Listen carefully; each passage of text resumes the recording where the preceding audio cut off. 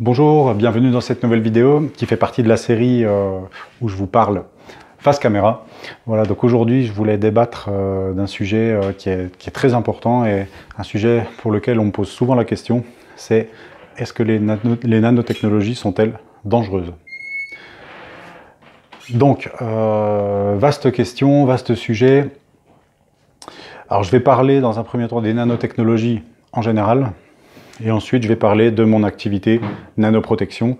Donc, je vous rappelle, je suis Tony Jacot, fondateur de la société Nanoprotection, qui propose des produits nanotechnologiques pour l'entretien des surfaces. Voilà. Donc, les nanotechnologies. Donc, dans la tête des gens, de la majorité des gens qui ont déjà entendu parler de nanotechnologie, nanotechnologie, ça signifie nanoparticules. D'accord ? Les gens font un raccourci entre nanotechnologie et nanoparticules. Une fois qu'on est aux nanoparticules, généralement, on associe ce terme à danger. En tout cas, un certain nombre de gens associent le terme nanoparticules à danger. Ça fait peur, qu'est-ce que c'est? Alors, c'est un vaste sujet. Hein. On va pas, je ne sais pas en une vidéo de 5 minutes ou 10 minutes que je vais pouvoir résoudre la question ou débattre entièrement, hein, de manière exhaustive, évidemment. Ce sera juste un aperçu. Puis je vais vous donner aussi mon point de vue. Alors, les nanoparticules. Il faut savoir que les nanoparticules sont soumises...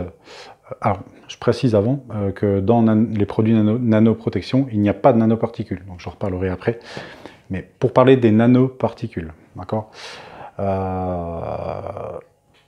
il faut aussi que je dise, pardon, qu'il n'y a pas de nano... C'est pas parce qu'on parle de nanotechnologie qu'il y a nécessairement des nanoparticules, mais j'y reviendrai.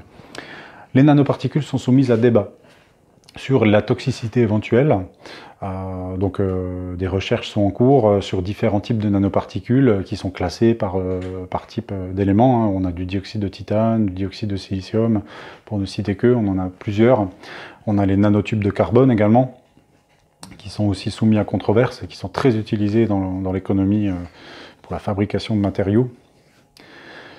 Il y a beaucoup d'études qui sont réalisées par rapport pour essayer de mesurer la toxicité, les effets que ça pourrait avoir sur l'homme. Aujourd'hui, en 2018, au moment où je réalise cette vidéo, absolument aucune étude n'a pu démontrer de manière formelle une toxicité sur l'homme.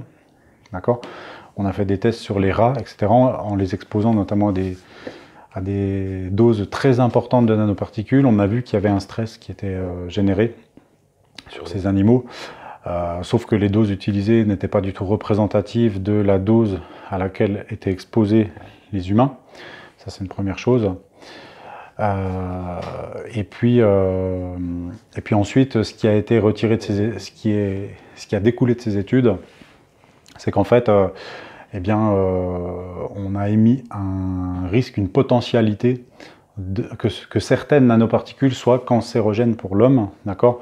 Donc, pour les nanoparticules qui sont les plus surveillées, comme le dioxyde de titane par exemple, ou les nanotubes de carbone, elles se sont retrouvées dans un classement par l'Association de recherche contre le cancer, comme étant potentiellement cancérogènes pour l'homme. D'accord ? Donc potentiellement, ça ne veut pas dire qu'elles le sont, mais c'est à surveiller. Voilà. Donc ça, ce qui fait que ça entraîne derrière des mesures de protection des travailleurs dans les industries qui travaillent dans la fabrication notamment de ces nanoparticules, ce sont les premiers concernés. Ça va entraîner également des mesures de mise en garde du grand public, des obligations d'étiquetage, d'information de part des industriels qui manipulent et qui distribuent ce type de nanoparticules. Donc je pense moi là tout de suite principalement aux nanotubes de carbone, comme je vous ai parlé, et au dioxyde de titane. Le dioxyde de titane, c'est une des nanoparticules qui est plus répandue dans les produits de consommation courante. Donc ce qu'il faut savoir, c'est qu'en fait, d'ailleurs vous ne le savez pas, c'est que le dioxyde de titane, on le retrouve dans énormément de produits de consommation courante. On va en trouver dans les dentifrices, par exemple. On va en trouver dans beaucoup de crèmes solaires. On va en trouver dans les bonbons. Je donne toujours ces 3 exemples parce que on ne le sait pas, mais bien souvent, quand on se badigeonne de la crème solaire, maintenant, aujourd'hui, ils sont capables, les grandes industries cosmétiques arrivent à faire des crèmes solaires qui soient totalement invisibles, d'accord ? Et pour rendre ces crèmes solaires invisibles, eh bien, on a besoin de dioxyde de titane nanoparticulaire. Donc on badigeonne sur sa peau. Donc on s'injecte par voie cutanée, on fait des nanoparticules de dioxyde de titane, sans même le savoir, sachant qu'on ne sait pas forcément à long terme qu'est-ce que ça peut engendrer comme conséquence sur l'homme. Et pourtant, en toute liberté, ces industriels de la cosmétique distribuent ce genre de produits, ces grands groupes. Pire encore, ce qui peut paraître plus choquant encore, ce sont les nanoparticules de dioxyde de titane qui sont utilisées également dans les bonbons pour enfants. Alors oui, les bonbons, moi aussi je mange des bonbons, hein, mes gosses ils en mangent. Quand on mange un bonbon, vous avez une chance sur deux peut-être d'ingérer des nanoparticules de dioxyde de titane. On retrouve aussi beaucoup de nanoparticules dans d'autres aliments. Le seul souci, c'est que d'une part, comme je vous ai dit, on ne sait pas si c'est toxique ou non. On émet l'hypothèse que peut-être, mais on n'a aucune certitude, d'accord ? Mais qu'en même temps, dans le même temps, en parallèle, c'est distribué en masse dans les produits de consommation, et surtout, on n'en est pas informé, quoi. Vous verrez jamais dioxyde de titane sur une étiquette d'un produit, sur un produit de consommation, encore moins chez l'épicier du coin quand vous achetez des bonbons. Et pourtant, on en ingère, d'accord ? Moi, je ne suis pas spécialement effrayé par tout ça, parce qu'il faut savoir également que les nanoparticules, on en retrouve dans la nature, hein, d'accord ? Là jusqu'à présent, je vous ai parlé de nanotechnologie, de nanoparticules manufacturées par l'homme, d'accord ? De nanoparticules artificielles. Mais on en trouve aussi sous forme naturelle partout dans l'air. On en trouve également dans la pollution atmosphérique. Bon, là, c'est aussi de l'artificiel, d'accord ? Les gaz d'échappement, etc. Mais c'est pas pour autant que voilà, qu'on est tous en train de mourir et puis on est tous en train de... Hein, c'est pas Tchernobyl, d'accord ? Voilà. Donc il faut faire preuve de discernement, il faut être à l'écoute des études, de la recherche. Effectivement, si demain on nous dit que le dioxyde de titane, c'est dramatique, j'espère que là on prendra les mesures pour arrêter tout de suite. Voilà, mais il ne faut pas non plus tomber dans les extrêmes, c'est ça que je veux dire. Voilà. Ça reste un débat qui doit rester ouvert. Vu ce que ça amène, vu ce que ça peut apporter au monde, les nanotechnologies, en termes d'évolution, dont j'en ai parlé dans une autre vidéo, hein, en médecine, dans l'industrie, dans l'entretien des surfaces aussi, pour ceux qui distribuent des produits qui en contiennent, ce qui n'est pas mon cas, ça apporte tellement de choses que voilà, il ne faut pas non plus être dans l'extrême de dire on arrête. Il faut, voilà, c'est comme toute nouvelle technologie, il faut surveiller. C'est comme le téléphone mobile, hein, il y a eu des débats à un moment donné, il y en a toujours d'ailleurs, sur les ondes, sur les antennes relais, etc. Sur le fait que si on met son téléphone trop proche du cerveau, c'est pas bon, il faut porter une oreillette, enfin on entend tout et son contraire. Toujours est-il que la majorité de la population aujourd'hui, ça fait 20 ans qu'ils utilisent leur téléphone portable quotidiennement. Est-ce que vous êtes malade? Est-ce que vous vous sentez mal? Pas plus que d'habitude. Enfin, je veux dire, moi j'utilise mon téléphone portable depuis 20 ans à raison de 5 heures, enfin oui, au moins 5 heures par jour maintenant aujourd'hui. Hein. C'est pas pour autant que je suis en train de mourir, quoi. Donc, mais c'est pas pour autant non plus qu'il faut se fermer à la recherche. Il faut écouter les études qui sont en cours à ce sujet et faire preuve de discernement et trouver un équilibre, quoi. Voilà, c'est tout. Donc, je voulais maintenant, deuxième volet de cette vidéo, je voulais parler de nanoprotection, des produits nanotechnologiques pour l'entretien des surfaces. En général, il faut savoir que dans les produits nanotechnologiques pour protéger les surfaces, il y a deux types de produits. Il y a les produits qui sont un liquide, sous forme liquide, dans lequel on a une poudre en suspension de nanoparticules. Ça existe. Par exemple, le dioxyde de titane, on y revient. On a des produits pour rendre les vitres auto-nettoyantes qui sont à base de dioxyde de titane. Donc c'est un produit à base d'eau, dans lequel vous avez une poudre blanche, et cette poudre blanche contient des nanoparticules de dioxyde de titane. Okay.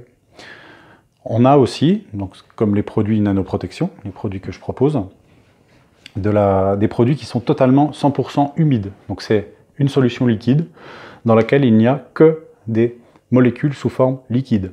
Il n'y a pas de poudre, il n'y a pas de solide, d'accord? Donc il n'y a pas de nanoparticules dans les produits.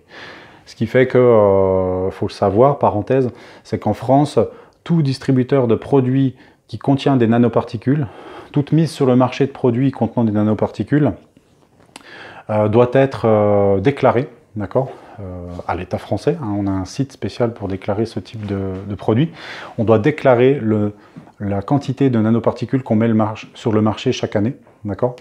Nanoprotection n'est pas du tout soumis à cette déclaration, puisque on met sur le marché 0 nanoparticules, d'accord. On n'en met aucune sur le marché.